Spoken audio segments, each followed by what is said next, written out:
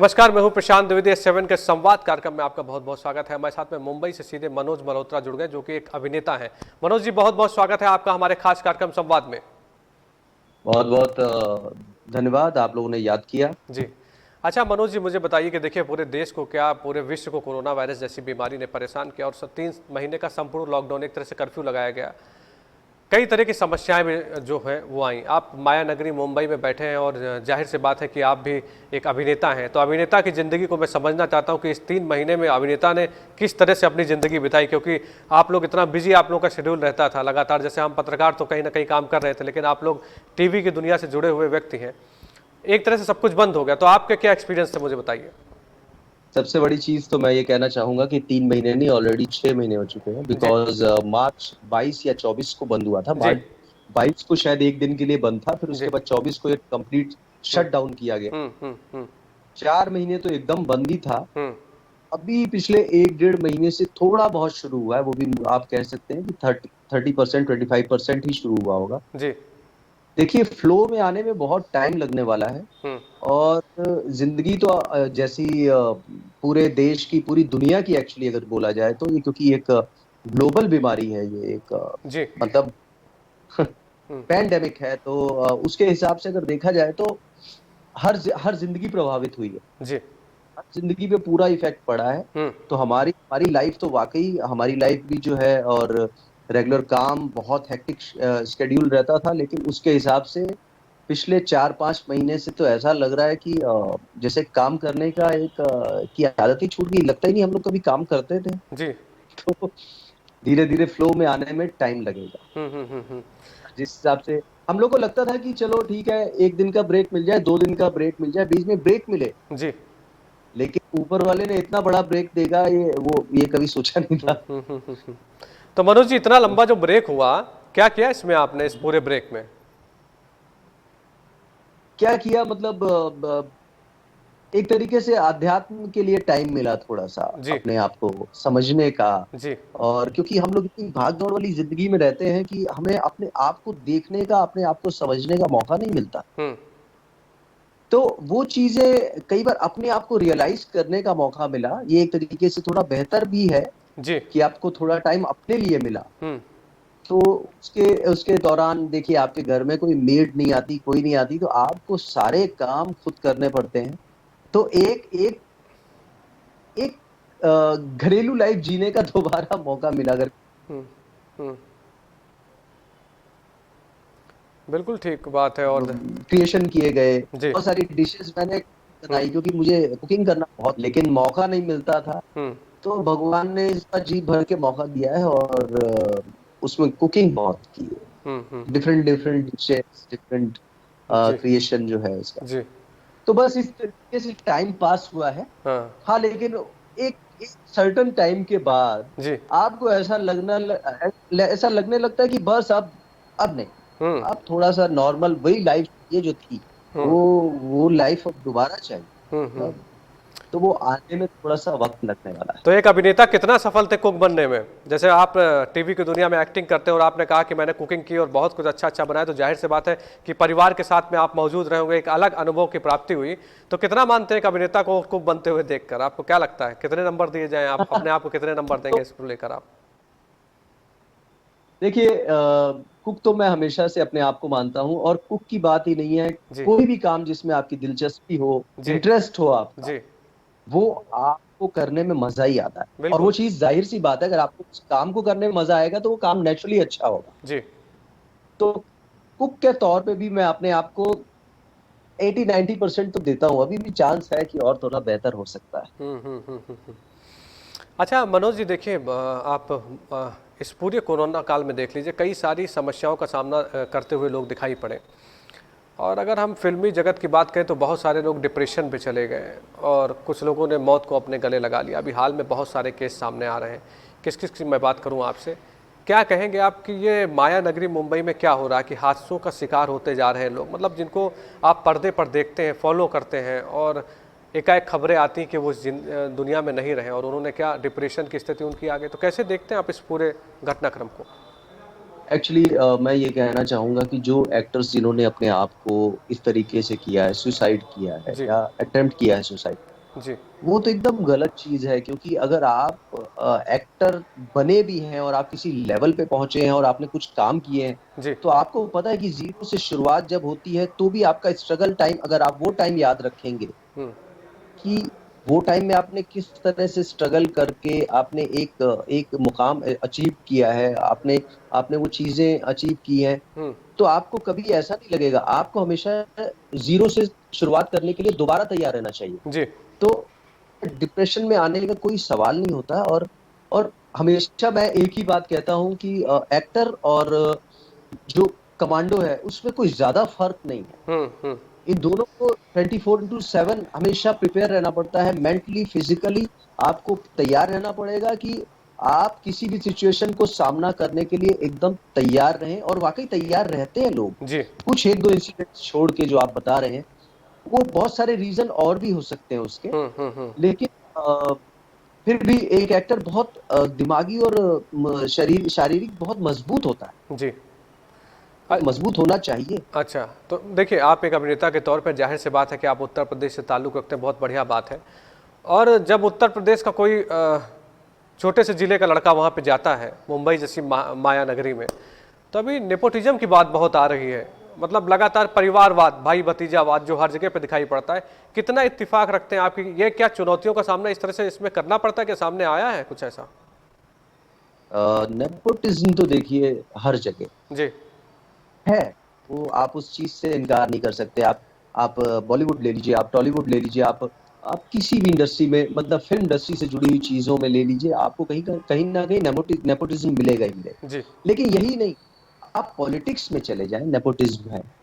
आप कॉर्पोरेट में चले जाएं, नेपोटिज्म है। जहां पे भी कि वो एक कहीं ना कहीं धारणा बनी हुई है कि राजा का बेटा हुँ, ही राजा बनेगा। हुँ, तो वो चीज रहती है कहीं ना कहीं दिमाग में भी। हुँ। लेकिन हाँ, ये है कि आप अपने टैलेंट के बलबूते आप अपनी अपने आप कितना 100% दे सकते हैं, कितने दिन आपको कोई रोक सकता है। जी। तो आप कोशिशें आपको करते रहना चाहिए हुँ, कि बाकी ये चीजें तो आप इससे इनकार कर नहीं सकते, ये हैं। हुँ।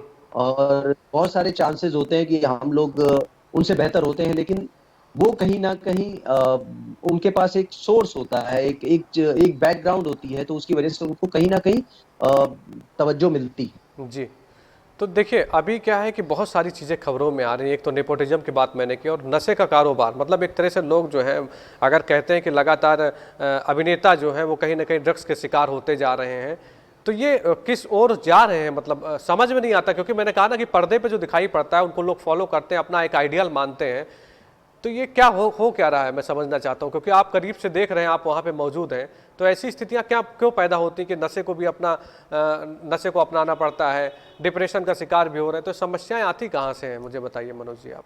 देखिए, डिप्रेशन और नशा एक दूसरे से जुड़ी हुई चीजें हैं। जी।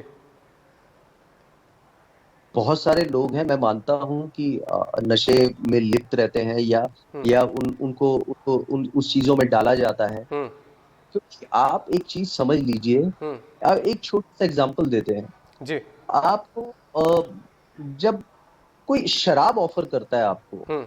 शराब ऑफर करने वाले आपको 100 लोग मिलेंगे, हम्म। लेकिन आपको और बेहतर करने के लिए आपको कोई कुछ नहीं मिलेगा। लेकिन शराब ऑफर करने के लिए आपको हर रोज पार्टीज, बिल्कुल ठीक रोज ये बात, बिल्कुल बहुत। ठीक बात। हम्म। उसी तरह ड्रग्स है, हम्म। अगर आप उस मंडली में जाएंगे, जी। लोगों के बीच गैदरिंग कर, मैंने बहुत बहुत मैं ड्रग्स के बारे में नहीं बोलूंगा, लेकिन मैंने बहुत सारी पार्टीज अटेंड की हैं, बहुत सारे जगह हम्म। जाना हुआ। लेकिन मैंने अपने आप को रिस्ट्रिक्ट कर रखा था कि मुझे शराब नहीं पीनी है, मुझे सिगरेट नहीं पीनी है। हम्म। हम्म। तो मैंने शुरू से, ये हेल्थ कॉन्शियसनेस भी है और अपना सेल्फ कॉन्शियसनेस भी है कि नहीं, मुझे नहीं करना है। बिल्कुल। कि तो मैंने शुरू से ही नहीं किया। हम्म। हम्म। तो वो चीज आपको बहुत सारे एक्टर्स आपको मिलेंगे जो बहुत हेल्थ कॉन्शियस हैं, और वो शराब भी नहीं पीते, वो सिगरेट नहीं पीते। जी। नशे की, ड्रग्स की बात तो बहुत दूर दूर की बात है। हम्म। तो वो चीज है। हम्म। तो हर तरह के लोग हर जगह हैं। हम्म। हाँ, ये जो अब उभर कर आ रहा है, ये सुशांत की डेथ के बाद जो आप देख रहे हैं कि जी। चीजें कभी ना कभी, आप कहते हैं ना कि आती है जब, तो उसके बाद वो चीजें अपने आप बैलेंस करती है ऊपर वाली जो आपके नेचर है, हम्म।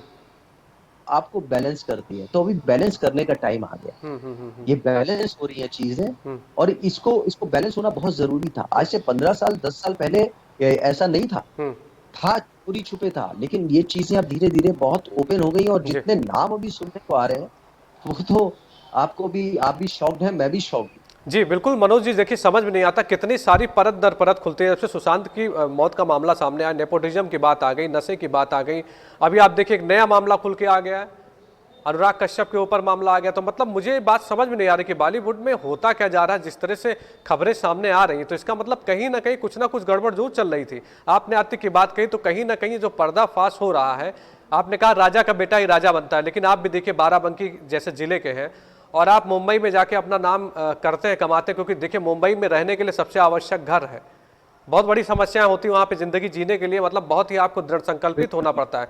तो मैं समझता हूँ कि हूँ। जैसे आपने कहा कि नशे से दूर रहने की जरूरत है, आपसे लोगों को सीखना चाहिए। इतने सालों से आप मुंबई में हैं, लेकिन आपने नशे को अपने हाथ, अपने कुल मिला के नहीं, नशे को हावी नहीं होने दिया। तो ये जज्बा होना चाहिए लोगों को, आपसे भी सीखना चाहिए मुझे लगता है। तो आप उन युवाओं को बताइए, संदेश दीजिए। मैं चाहता हूँ कि आप उन लोगों को संदेश दीजिए हमारे कार्यक्रम के माध्यम से। देखिए, जब हम लोग आते हैं या जब वहां से आते हैं, तो हम लोग को बहुत चकाचौंध देखने को मिलती है, जी और हम घर से फ्री हो जाते हैं बिल्कुल। कि हम्म, घर से फ्री हो गए हैं, अब तो हम कुछ भी करेंगे, ना डैडी है, ना मम्मी है, ना कोई पीछे है, हम्म, कौन देख रहा है हमें। हम्म, तो एक चीज ये भी दिमाग में आ जाती है। हम्म, लेकिन मेरे साथ कहीं ना कहीं इस मामले में मैं बहुत लकी था कि मेरे पेरेंट्स जो थे वो बहुत ही मुझे सपोर्ट करते थे। जी, उन्होंने हमेशा मुझे लिबरल ही बिहेव किया उन्होंने। हम्म, वो बहुत अच्छे रहे मेरे साथ। हम्म, तो मुझे कोई बात उनसे छिपाने की तब भी जरूरत नहीं पड़ी, और यहाँ आके हम्म, मतलब उन्होंने मुझे इस काबिल बनाया हम्म, कि जो तुम करोगे तुम्हारे लिए अच्छा है, जो नहीं करोगे वो भी तुम्हारे लिए अच्छा है। हम्म, मतलब तुम ही भुगतोगे, जी, और कोई नहीं भुगते। हम्म, उन्होंने इतना हक दिया, हम्म, इतना ज्ञान दिया, इतना सेंस दिया, इतनी इतनी समझ दी। हम्म, तो वो चीज कहीं ना कहीं काम आई। आदमी अपने आप को संभाल के रखता है। हम्म, अपने आप को संभालना भी, मैंने कहा ना कि हम्म, एक अध्यात्म, अभी आपसे जैसे बात हो रही थी कि जी, अध्यात्म से जुड़े हुए हैं, और अपने आप को रियलाइज करने का मौका मिला। हम्म, तो वो चीज कहीं ना कहीं इस जगह लागू होती है कि आप अपने आप को हमेशा कैलकुलेशन में रखिए हम्म, कि आपके लिए क्या सही है और आपके लिए क्या गलत है। हम्म, ठीक बात क्योंकि है। आपको यहाँ बताने वाला और कोई समझाने वाला ऐसा कोई आपके मदर फादर नहीं है, या आपके बड़े लोग नहीं है जो आपको गाइड करते रहेंगे और टोकते रहेंगे। जी, यहाँ कोई टोकने वाला नहीं है। हम्म, हम्म, तो ये आपको स्वयं को टोकना होगा हम्म, कि मैं गलत कर रहा हूँ, मैं गलत जगह जा रहा हूँ, मुझे हम्म, नहीं जाना हम्म, चाहिए। हम्म, हम्म, हम्म, तो वो कोशिश आपको रखनी पड़ेगी। और सबसे पहले आप ये सोच के आइए, जितने भी यंगस्टर्स हैं आने के लिए अभी सोच रहे हैं या आना चाहते हैं, वो ये सोच के आइए कि आप करने क्या जा रहे हैं। हम्म, हम्म, आप क्या करने जा रहे हैं, ये आप कभी मत भूलिए। हम्म, यहाँ पे बहुत सारी ग्लैमरस लाइफ है, आके बहुत सारी पार्टीज होती हैं, बहुत सारे, आप रात रात पार्टीज करते हैं, दिन में आप सोते हैं, आप जाते नहीं है। मैंने तो बहुत सारे अपने दोस्तों को देखा है। बिल्कुल जब बिल्कुल। मैं आया, हाँ, मेरे साथ में भी बहुत सारे लोग थे। हाँ, तो वो लोग अक्सर पार्टीज करते, 3 3 4 4 बजे तक पार्टीज करते, दिन में सोते, दिन में उठ के, आप जब आप मीटिंग ही नहीं करने जा रहे हो, आप किसी से मिलने नहीं जा रहे हो, जो आप कम काम करने आए हो आप भूल चुके हो, हम्म, आप कुछ और ही कर रहे हो। हम्म, हम्म, तो वो चीजें अगर आप ध्यान में रखेंगे, आप फोकस्ड रहेंगे, तो मुझे नहीं लगता कि आपको बहुत ज्यादा दिक्कतें आएंगी। फिर आप फोकस रहेंगे, और हमेशा अपने आप को इम्प्रोवाइज करने के लिए कोशिश करते रहना चाहिए कि मैं अपने आप को कैसे इम्प्रोवाइज करूं, ठीक बात है। क्या बेहतर ला सकता हूं मैं अपने अंदर। हम्म, अपने ऊपर काम कीजिए और फोकस रहिए, तो आपको जरूर उसके लिए फायदा मिलेगा। देखिए मनोज जी, एक बात तो बिल्कुल सही है कि अगर आप लक्ष्य से भटक जाएंगे तो आप उस मकसद की ओर आगे नहीं बढ़ पाएंगे जिसके लिए आप आए हैं। जो आपका एम है उसको सबसे ज़रूरी है पूरा करना। तो मैं इस बात को बिल्कुल आपकी मानता हूँ, और मेरे ख्याल से जो मेरे दर्शक देख रहे हैं, जो इस समय जाना भी चाहते हैं मुंबई, वो कहीं ना कहीं आपसे ज़रूर सीखें कि जो आप जो बता रहे हैं, अध्यात्म की बात आपने बताई। तो मनोज जी मुझे बताइए कि अध्यात्म में किस ओर की बात कर रहे हैं आप? मैं, क्योंकि आप बहुत खुलकर बोल रहे हैं, मुझे बहुत अच्छा लग रहा है आपसे बात करके। अध्यात्म की ओर मतलब कुछ बताइए। मैं अध्यात्म। सोच के इतना बोलता भी नहीं, मैं कोशिश यही करता हूँ कि जो उस वक्त दिमाग में दिल में आ रहा है आप बोलिए। जी बहुत डिप्लोमेटिक होना, बहुत पॉलिटिकल होना मुझे पसंद भी नहीं, और मुझे आता भी नहीं। जी जी जी बिल्कुल। तो मेरी कोशिश यही रहती है कि मैं दिल से बात कर सकूं, लोगों से जिससे भी मैं बात करूं दिल से बात करूं। बहुत बढ़िया, बहुत बढ़िया। तो अध्यात्म की बात ये है जी। कि मैंने अध्यात्म से जुड़े हुए का मतलब ये है हुँ, कि आप जब जिंदगी की भाग दौड़ में दौड़ते चले जाते हैं, हाँ, आप दौड़ रहे हैं, दौड़ रहे हैं। मुझे इतने सालों में ये पहली बार, मुझे क्या, पूरी दुनिया को पहली बार ये मौका मिला है जी। कि आदमी खुद को समझने के लिए उसके पास बहुत वक्त मिला है। हम्म। तो वो वक्त आदमी यूटिलाइज किया होगा जिन्होंने, तो उनके लिए बहुत अच्छा है। ये एक जो फेज आया, हम्म। ये लॉकडाउन का, शट डाउन हुआ, हम्म। वो मतलब वो आपको कहीं ना कहीं सिखाने के लिए बहुत है कि आपने क्या गलतियां की हैं और क्या नहीं की हैं, और आपको कैलकुलेशन के लिए टाइम मिला। बिल्कुल। इसको अगर पॉजिटिव वे में सोचा जाए तो आपको एक अच्छा ब्रेक मिला। बिल्कुल। हम्म। काम के लिहाज से दिक्कतें आई कि हाँ, आपको बहुत सारी चीजें करनी पड़ती हैं, काम करना है, पैसे कमाने हैं, हम्म। सारी चीजें करनी है, लेकिन खुद के लिए टाइम बहुत कम मिलता है, हम्म। जी भर के मिला है। जी। उसमें अगर अपने ऊपर काम करेगा तो वो और निखर के आएगा इसके बाद। तो वही चीज है, आपको मेरा तात्पर्य वही था जी। कि और मतलब और सोचेगा और समझेगा हम्म। और निखर के। देखिए, आप जिस तरह से बता रहे हैं तो जाहिर सी बात है, वक्त कभी बुरा नहीं होता है। आप उस वक्त को अच्छा भी बना सकते हैं। जैसे लोग कहीं ना कहीं परेशान हो गए, उन्होंने कहा ये कैसे होगा, वो कैसे होगा, लेकिन अगर आदमी के अंदर दृढ़ संकल्प है तो उस समय को अच्छा भी बना सकता है, चाहे अध्यात्म के माध्यम से बना सकता है, अपने आप में झांक सकता है, अपने आप को काफ़ी सारी, आपने कहा एक अच्छे कुक के तौर पर आपने नई नई डिश बनाई, तो मतलब आदमी अगर अपने आप को व्यस्त रखे तो कहीं उसको समस्याओं का सामना नहीं करना पड़ेगा। अच्छा, मनोज जी, मुझे बताइए कि आप अभिनेता के तौर पे हैं, तो अभी कौन कौन से सीरियल्स या कौन कौन से सिनेमा जगत में आपने काम किया और आने वाले कौन कौन से प्रोजेक्ट हैं आपके? मैंने बहुत सारे सीरियल्स में काम किया है, लाइक महाभारत, जी। र- रब से सोना इश्क, ये हम्म। मेन मेन सीरियल्स थे। हम्म। किस दिन मेरा ब्याह होएगा, ये मेन लीड में कर रहा था मैं, कॉमेडी सीरियल था। जी। और उसके बाद अभी ये किया मैंने, इसमें विष्णु राम कृष्ण किया मैंने, एक्चुअली माइथोलॉजिकल भी बहुत की है, जिसमें विष्णु मैंने 3 बार किया है, अच्छा। राम मैंने 3 किया है, हाँ। कृष्ण मैंने 3 बार किया, मतलब हम्म। तीनों 3 बार किए हैं। और मुझे काफी कुछ, वासुदेव मैंने 2 बार किया है। जी। तो कृष्ण की जुड़ी हुई फैमिली से तो मैंने काफी काम किया है। हम्म। तो अभी जो लास्ट मेरा सीरियल था माइथोलॉजिकल, जी। वो था क्या कहते हैं, उसमें मैं तीनों कैरेक्टर साथ में कर रहा था, तीनों युग के। हम्म। अ, तो वो ट्रायंगल फिल्म्स का था, अच्छा। और ये बहुत ही अच्छा चला। हम्म। अभी ये 2018-19 की बात है। अच्छा। उसके बाद मैं अब एक वेब सीरीज कर रहा हूँ, ढाक। हम्म। वो राजपूत जो फैमिलीज होती हैं गुजरात और राजस्थान में, जी। जी। जी। उनकी आपस की जो दुश्मनी है, वो जो पीछे का बैकग्राउंड है, वो सारी चीजें देखने का, करने का मौका मिला। तो वो वेब सीरीज है। अच्छा। उसमें मैं एक पुलिस ऑफिसर का कैरेक्टर कर रहा हूँ, जो कि आप कह सकते हैं जैसे नवाजुद्दीन का रईस फिल्म में था, अच्छा। अच्छा। हाँ। कि बुराइयों के खिलाफ लड़ता रहता है, हम्म। और उसके पास इतनी पावर नहीं होती कि वो पूरी तरह से उसको खत्म कर सके, लेकिन वो आखिर तक लड़ता रहता है और एक ना एक दिन उसको हम्म। जीत मिलती है, हम्म। कामयाबी मिलती है। हम्म। तो बहुत ही खूबसूरत कैरेक्टर है, वो अभी आएगा। जी। और वो उसकी 40% 50% शूटिंग कंप्लीट हो चुकी है। हम्म। तो बाकी की 40-50% होने वाली है। अभी मैं उसका डब भी कर रहा था, अच्छा। उसकी डबिंग चल रही है। हम्म। और उसके अलावा मैं एक तेलुगु वेब सीरीज कर रहा हूँ, अच्छा। और तेलुगु फिल्म एक कर रहा हूँ। हम्म। मैंने साउथ इंडस्ट्री में भी काफी काम किया है, अगर आपने मेरा देखा होगा जी। जी। तो बिल्कुल। मैंने हम्म। पूरा 4 फिल्में की हैं, हम्म। कन्नड़ तेलुगु। हम्म। तो साउथ इंडस्ट्री से भी मैं रेगुलर जुड़ा हुआ हूँ। मेरी एक फिल्म अभी रिलीज हुई थी हिंदी, हम्म। सरकार हंस को। हम्म। और एक फिल्म और रिलीज हो रही है, जी। केयरलेस। अच्छा। केयरलेस इज बेस्ड ऑन हाँ। जो 400 मीटर रेसर होते हैं, और जी। इलाहाबाद की बेस कहानी है, इलाहाबाद की, अच्छा, उत्तर प्रदेश की खबर है। प्रयागराज। अच्छा। अच्छा। प्रयागराज मैंने प्रयागराज। वहां पे लास्ट ईयर करीब मैं 30-35 दिन था शूट के लिए। अच्छा। तो उसका भी काम चल रहा है। तो वो उस दौरान मैंने शूट की, हम्म। और वो काफी मुझे अच्छी लग रही है फिल्म, और जल्दी आएगी तो आप सबको बहुत पसंद आएगी, मुझे ऐसा लगता है। बिल्कुल ठीक बात है। अच्छा, मुझे। उसमें क्योंकि हर एंगल दिखाया जी। गया है, जी। यूपी से रिलेटेड वो चीजें दिखाई गई हैं, और अच्छा। किस तरह से पॉलिटिक्स होती है, किस तरीके से क्या होता है, वो सब है उसमें।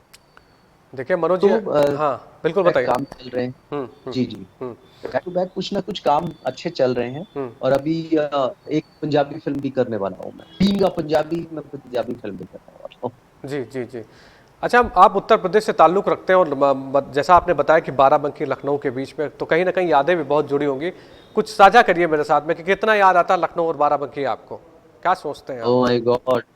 आपसे मैं बात कर रहा हूँ, इसीलिए मैं शायद इतना दिल खोल के बात कर रहा हूँ कि मुझे पता लग गया आप लखनऊ के। जी, जी। हमारी लैंग्वेज भी कहीं न कहीं मिलती है और हमारे बिल्कुल। दिल भी मिलते हैं, हमारे बात करने का तरीका भी मिलता है। जी, जी, बिल्कुल, तो बिल्कुल। एक अपनेपन वाली बात आ जाती है कि जब मैं इस वक़्त लखनऊ ही पहुँच गया हूँ। हुँ, तो हुँ। लखनऊ बाराबंकी तो दिल में है। बहुत आपकी बचपन आपका इतना कैसा भी हो बहुत खूबसूरत होता है और मेरा बचपन बहुत अच्छा रहा। हुँ, तो बेहद बहुत सारी यादें हैं। हुँ, हुँ, वो हुँ। टाइम वो क्रिकेट खेलना वो मैं क्रिकेट का एक अच्छा प्लेयर भी था उस जी, वक़्त। जी, जी, तो जी। अंडर 19 था मतलब मुझे बाराबंकी से जुड़ी हुई चीज़ें, वो दोस्त, वो यार, हुँ, वो गप्पे मारना, हुँ। वो सब चीज़ें तो बहुत याद आती हैं। अभी बाराबंकी और लखनऊ आना मेरा बहुत कम हो पाता है। जी। इस बीच में जब ये लॉकडाउन हुआ उस टाइम में मैंने सोचा था कि अगर लॉकडाउन जल्दी खत्म हो गया तो मैं लखनऊ जाऊँगा थोड़े दिन के लिए। हुँ। लेकिन ये तो बहुत लंबा खिंच गया और इस बीच में सारे आपके जितने साधन हैं वो भी बंद हो गए। सब बनते, ठीक बात तो है। अब हाँ। अभी कोशिश होगी कि बीच में मैं एक राउंड करूँ बाराबंकी लखनऊ का। तो जी। यही कहना चाहूँगा। देखिए जी। मनोज जी, कहते हैं ना कि लखनऊ का जो लजीज व्यंजन होता है वो बहुत याद आता है लगातार। अगर आप देखिए कि उसकी तरह पे जैसे लखनऊ में जो खाना मिलता है, लखनऊ में जो संस्कार है, एक तरह से तहजीब और तमीज़ जैसे होता है ना, कहते हैं कि हम लोग जिस तरह से बात करते हैं बहुत कुछ अपने आप में बयां कर देता है, आदमी के पूरी पर्सनालिटी को एक तरह से बयां कर देता है। तो यहाँ के लजीज व्यंजन के बारे में क्या कहना है? क्या याद आता है आपका कुछ जो आपके स्मरण में हो, कोई अच्छी चीज़ जो आप खाते रहे और आपको बहुत मिस करते हैं आप उसको? बहुत चीज़ें याद आती हैं, जी। प्रकाश की कुल्फ़ी याद आती है मुझे और अमीनाबाद के वो छोले कुलचे याद आते क्या बात हैं, है! मुझे हुँ, हुँ, दुर्गम्मा का वो याद आता है, सरदार जी के छोले भटूरे याद आते हैं नोवेल्टी के पास हुँ, हुँ। और साहू पिक्चर हॉल के सामने अपना वो जो रेस्टोरेंट है क्या नाम है? शर्मा टी? हज़रतगंज में अच्छा, हाँ, हज़रतगंज अ, में। जी। हाँ, मिल्क क्या मैं देखिए नाम भी भूल रहा हूँ उसका। जी, जी, वो जी। सब चीज़ें बहुत याद आती हैं और हाँ। लखनऊ के खाने की तो बात ही अलग है। एक तो लखनऊ का खाना हुँ, और लखनऊ की बोली हुँ।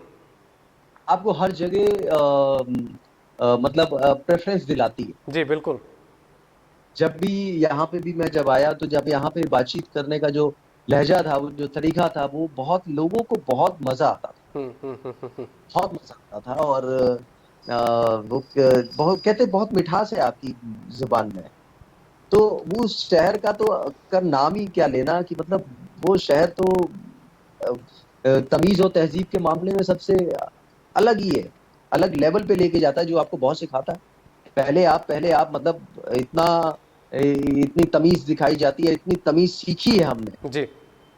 कि वो आपको कहीं न कहीं बहुत अच्छी पहचान दिलाती है। आपके संस्कार झलकते हैं उस जगह।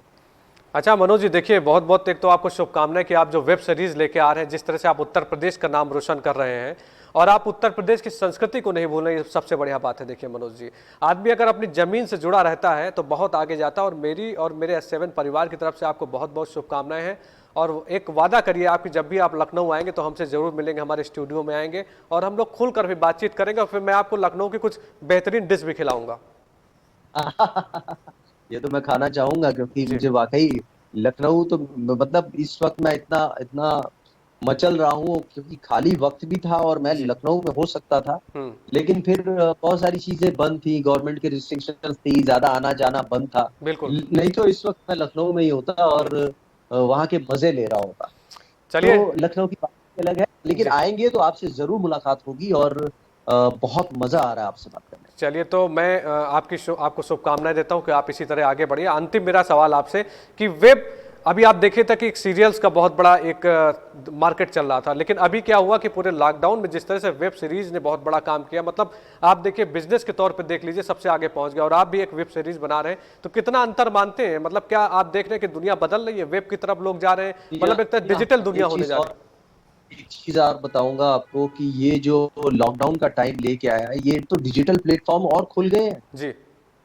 बड़ी-बड़ी फ़िल्में इस पे रिलीज़ हो रही हैं क्योंकि ऑप्शन नहीं है आपके पास कि आप पिक्चर हॉल्स में जा सकें और सब बंद है। जी। तो इसमें एक से एक अच्छी फिल्में रिलीज हुई हैं, तो डिजिटल का तो एक बूम हो गई है, मार्केट बहुत अपर लेवल पे चला गया है ये। हम्म। तो अभी आप डिजिटल पे मैक्सिमम काम करना चाहिए, हम्म। क्योंकि इसकी रीच, हम्म। अभी हम लोग जैसे जुड़े हुए हैं, ये डिजिटल है, एकदम। तो इसकी रीच कहाँ से कहाँ तक है आपको ये पता ही नहीं है। हम्म। ये घर घर के कोने कोने में रीच है इसकी। जी। तो ये इसको, इस प्लेटफॉर्म को अब इनकार कर ही नहीं सकते, ये बहुत ही खूबसूरत चीज है। और इस लॉकडाउन के दौरान ये बहुत ऊपर, बहुत ही अपग्रेड हुआ।